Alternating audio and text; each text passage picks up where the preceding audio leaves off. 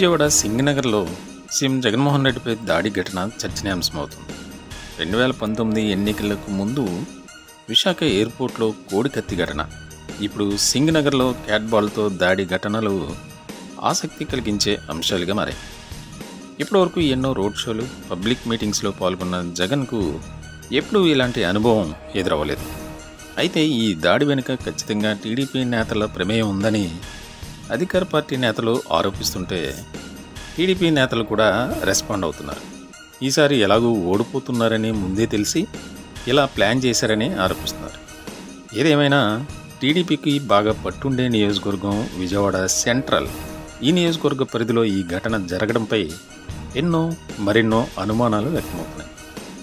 Why not 175 అని వైఎస్ఆర్సీపీ రెట్టింపు ఉత్సాహంతో దూసుకుపోతుంటే, కూటమికి ఓటమి భయం లేదు, విజయం మాదే అనే ధీమాలో ఉన్నారు టీడీపీ, బీజేపీ, జనసేన నేతలు. క్యాట్బాల్తో దాడి చేయడం మాత్రం విచారించదగ్గ విషయమే. 5 ఏళ్ల క్రితం విశాఖలో, మళ్ళీ ఇప్పుడు విజయవాడలో ఇలాంటి ఘటనలు జరగడం బాధాకరమే. ఒక రకంగా చెప్పాలంటే చాలా అదృష్టమనే చెప్పాలి. కంటికి ఎలాంటి ప్రమాదం జరగలేదు. దాడి జరిగింది కదా అని వెనుకడుగు వేయకుండా జగన్ గారు ముందుకు సాగడం మాత్రం అభినందనీయమే.